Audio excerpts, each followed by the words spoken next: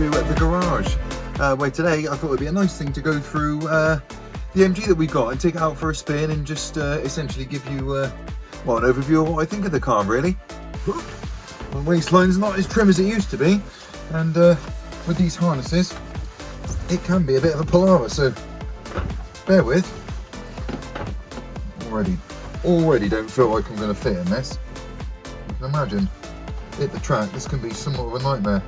And, it's important to shut the door first, because once you're in, you are in.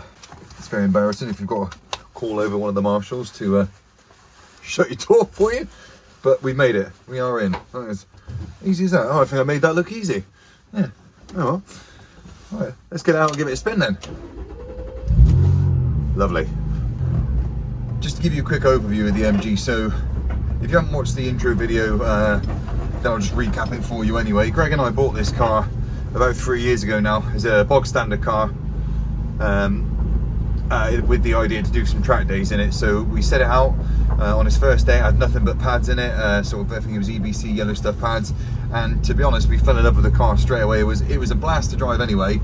They're quite understated, these cars, I think. So this is the 2.5 V6 Mark 1 saloon, so it's 180 horsepower out of the factory. This one actually dynoed the other month. I say the other month, probably a year ago now. It dynoed at 180.9 horsepower with, it's just got a cat mod and back box.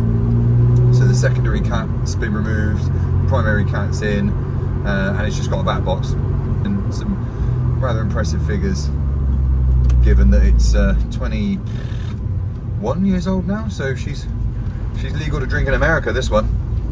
So this car, as we have it, has, I just mentioned, secondary cat removal, back box, cold air intake to a standard air box with a, I think it's a pipe across filter. It's got partial poly bushing, front anti-roll bars, rear anti-roll bars, rear trailing arm bushes, drop links. I've got some more bushes to go on the car, but they're not on yet, and a few others. I do forget. I always forget a couple. But yeah, it's sort of semi-poly bushed underneath. It's got Mintex F4R pads, so they're very competitive pads. They work especially well when they're warm, but they work fine on the road anyway.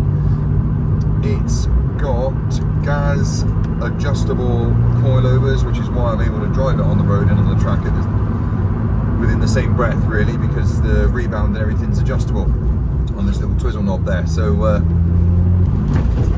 it's not got loads of modifications, to be honest. Because it's running pretty much standard horsepower. It's mainly sort of in chassis and handling mods, which is what's important for the track anyway, because that is its primary focus. This car is not a daily or even a second car, really. I just sort of take it out every now and then because I don't like it sat up for ages. It doesn't like it, so it's important that she gets a run every now and then. And obviously inside you can see it's a bit different as well, so a few little aesthetic things. Momo gear knob, this OMP steering wheel, which I do absolutely love. The steering wheel makes a heck of a difference. It's got these old Corbao, however you want to pronounce it, seats with TRS 6-point harnesses. They're on eyelets in the back and they're welded into the chassis, so they are nice and sturdy. And we've taken all the weight out of the back as well. So door cards are gone, rear seats are gone, bench is gone, parcel shelves gone, all the stuff out of the boot. As much as I can get out of the back is completely gone. And we will finish off stripping the front out when the time comes for it. I'd like to see this car with a roll cage and things anyway. There are some things on the shopping list for this thing, but if you've been watching the E46 build, then you'll know that that's where all our focus is gone of late anyway. And on the track we run it on 2 sets of tyres. We've used these, which is I've got Uniroyal Rain Sports on at the minute, so they're perfect for this crappy weather that we've been having lately, where there's lots of standing water on the road. They do overheat though if there's not. They are only good for standing water, really, from a competitive standpoint. And for dry, we use Nankang AR1 semi-slicks, which are an awesome tyre. Really good tyre, that. I'd like to get some track footage of this car, so maybe that'll be the next video of this thing when we get it back out on track next year. I'd like to pitch it against the E46, really. Right, so what's it like owning a 2002 MG ZS V6 Mark 1 then? Well, as I said at the start of the video, I'm biased because I think I've emotionally attached myself to this car. I absolutely love it.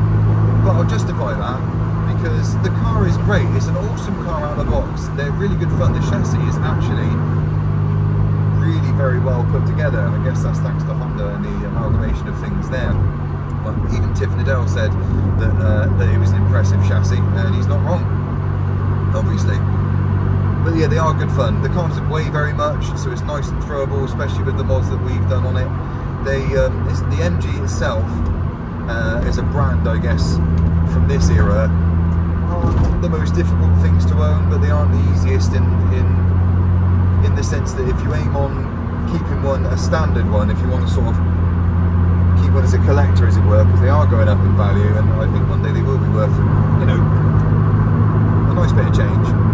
Nothing stupid, but they are getting rarer and harder to find. But yeah, to own one, this era of MG, they are very difficult to get parts off the shelf for. So if you intend on keeping it standard, then you've got to dig about on the owners' clubs and the forums. There's some really good places to go on Facebook. There's an MG ZS 180 owners club, MG race cars, track cars owners club even. So there's some really good groups on there with some really knowledgeable people, and there are some specialists out there that sell stuff new. You've got Ribber Brothers, DMG RS, Vulcan Racing's good for parts and modifications, but they are very difficult to get parts for off the shelf. So for instance, radiators, you need a radiator for one, a factory one, they're really hard to get hold of. Brake calipers, can't get them. No one makes them anymore, so they're an absolute nightmare. Don't get aftermarket ones from a parts manufacturer because they will be the wrong size if you've got the V6. Well, you can't get a master cylinder new, you can't get the exhaust manifolds new, the inlet manifolds, which are a common thing on these to go wrong. You can't get those new. You can't get a whole plethora of things new. So I would say if you're looking to buy one to keep as a keeper, then you need to put the word about and do some research on where you're going to get your bits from. They do suffer with a few common things, which I'll go through now really quickly. Things to look out for are rust. They do rust underneath these cars badly. The jacking points suffer massively. On this one, they've all been done over time. The front ones have recently been done, so they're fine on this. But 3 months ago or so, the front jacking point, the passenger side front jacking point was well, it's non-existent. So they do rot out these things. Intake manifolds, as I said, they're typical for breaking down inside because they're plastic. I think they break down inside, and you get the classic the manifold tick that's renowned with these. This one, touch wood, it's either had a replacement or it's just behaved itself, because we haven't had that with this one yet. Don't want to jinx it, but please.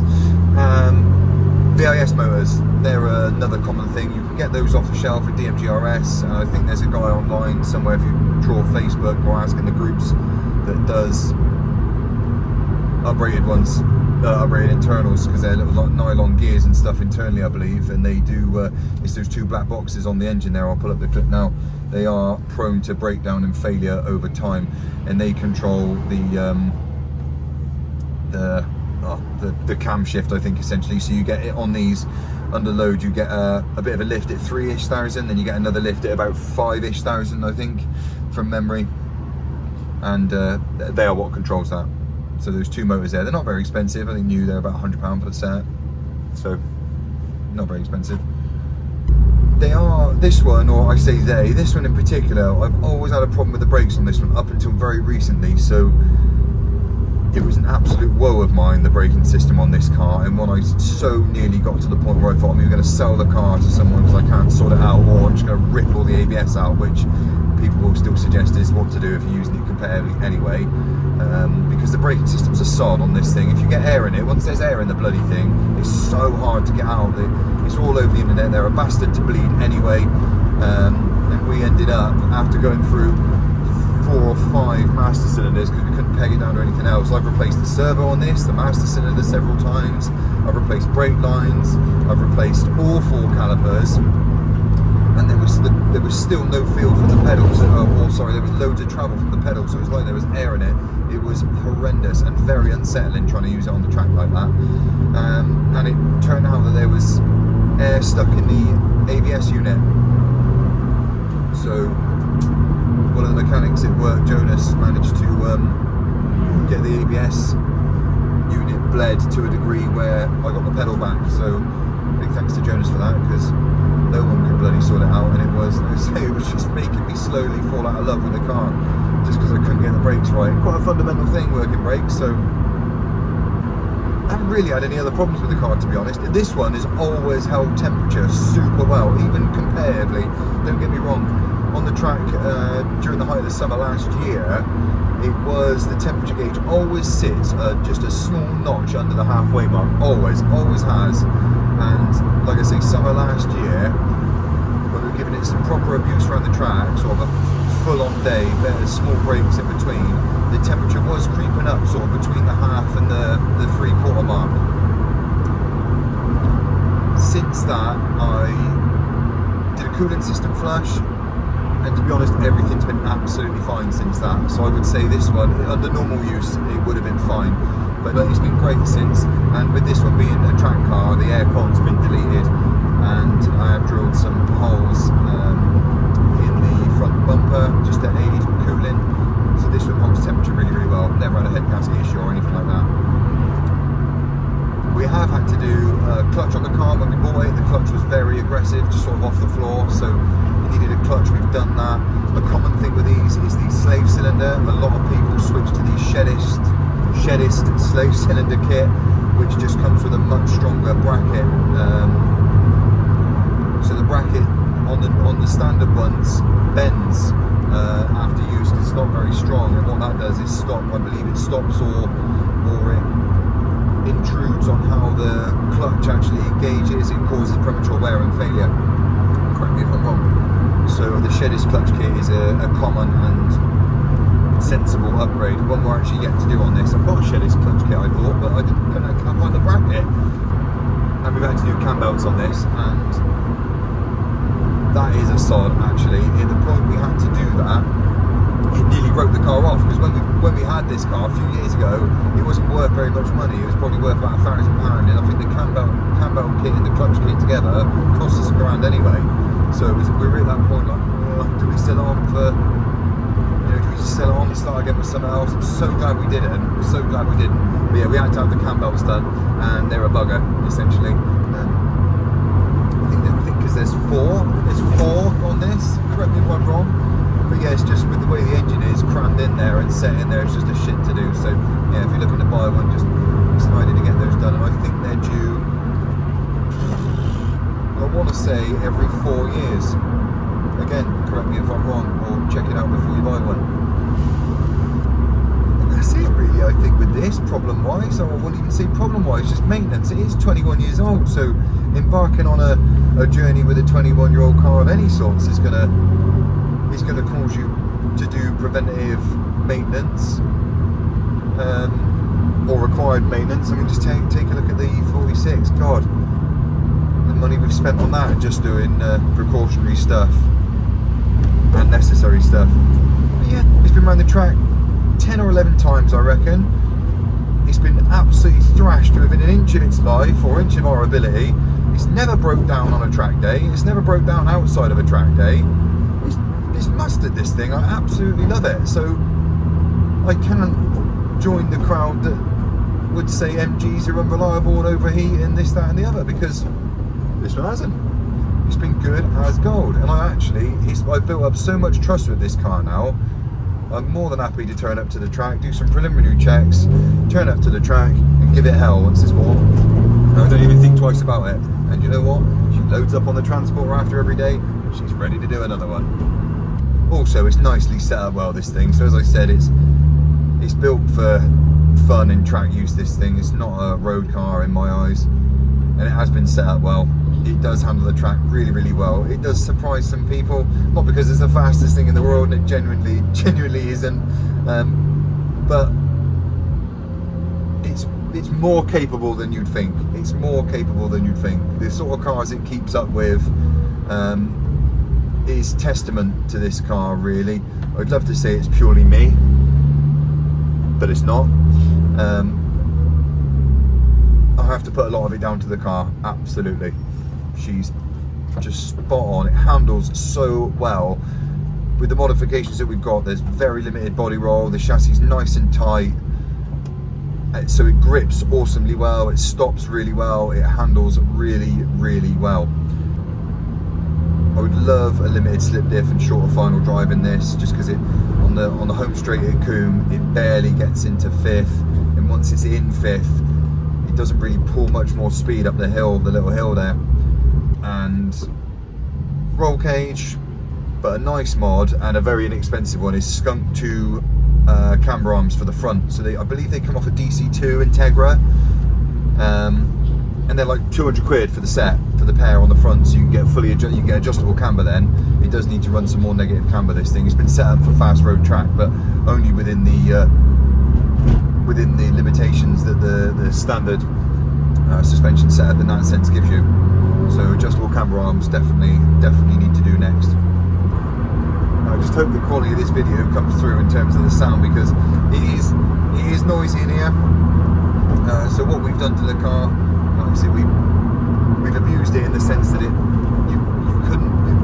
could drive it over distance. In terms of the car will mechanically be capable of doing that for you. So if I wanted to take it to Nürburgring, for example, it would do it, and I think this car would drive there, smash round, and drive back.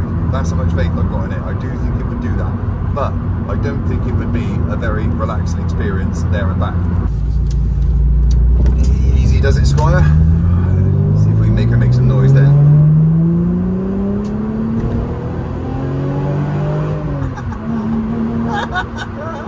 Oh, bless her. Look, I don't know if you can hear, that's what I mean. You go through the wet road there, and all you can hear behind you is it sounds like you're in a bloody jacuzzi.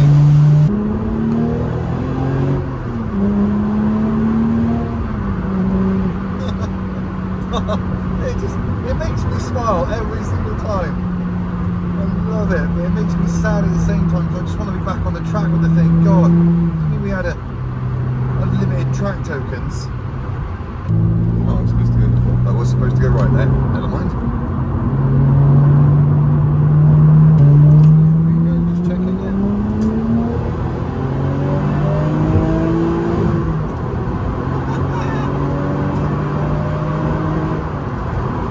Oh.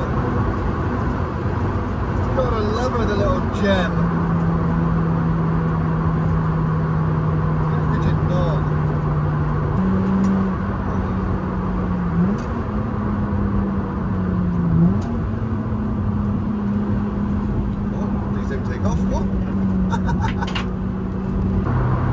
Because of how raw it is now, with the fact you're in these flipping fighter jet style position with the harnesses pulling you in and the seats hugging you in and all this background noise because the weight's out of it, it probably feels like you're going 3 times as fast as you actually are. But that's what it's all about, isn't it? The experience. And it is a heck of an experience.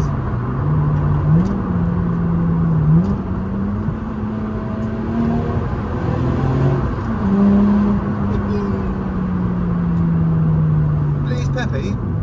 God, it's a crossroads with no traffic lights. This is a recipe for bloody death, isn't it?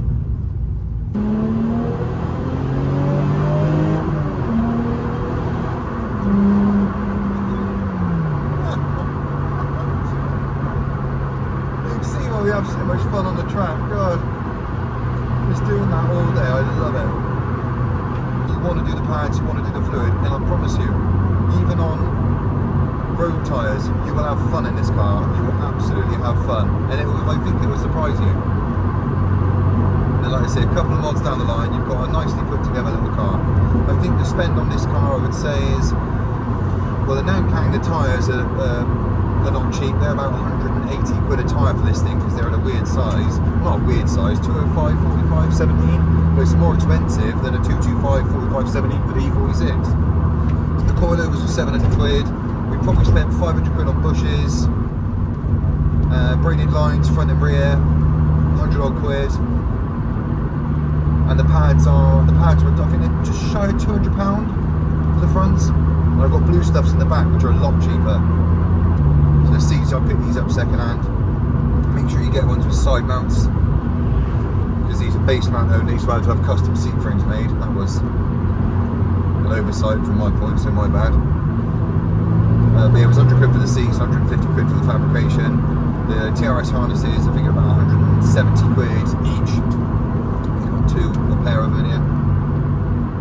Back box, I swapped it for a standard one, but you get a back box. Piper's a popular one, Vulcan Racing do the Piper ones, they're not very expensive.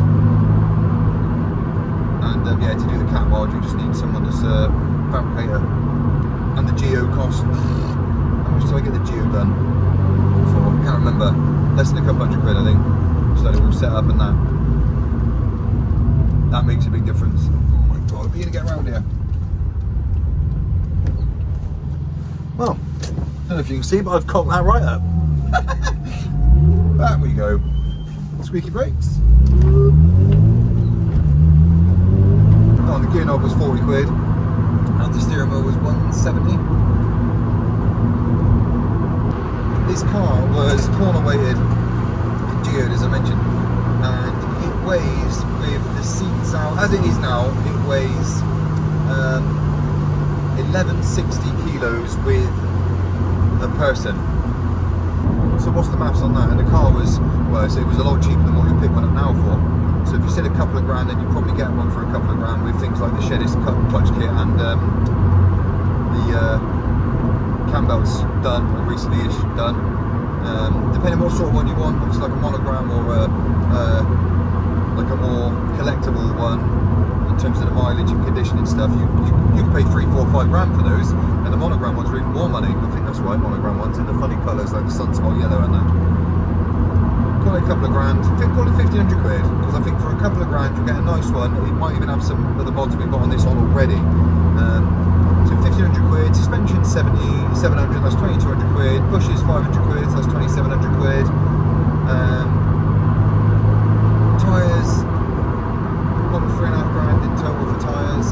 See, I would say for 4 grand, you can have 90% of this car.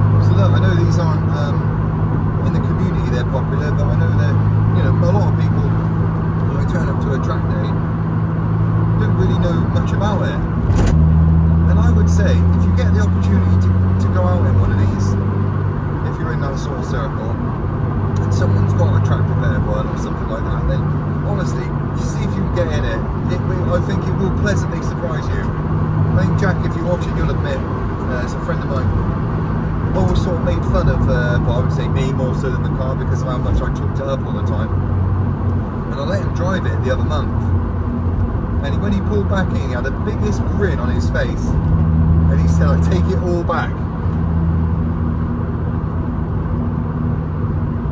and rightly so. So I'd urge you to give it a go. Get in with someone or give one a go. They're just so much fun. Or if you notice this car and you see it at a track day, tap me on the shoulder. I'll quite happily go out with you.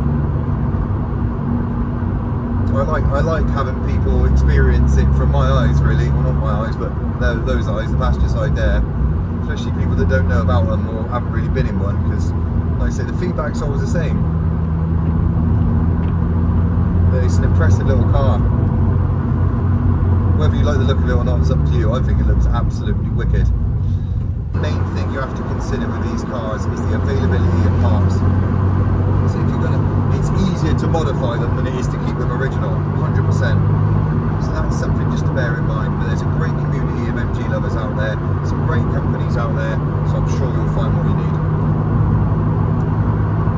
I think that's probably the best place to leave this video. In summary, I love this car, I'll never sell it, absolutely love it to bits.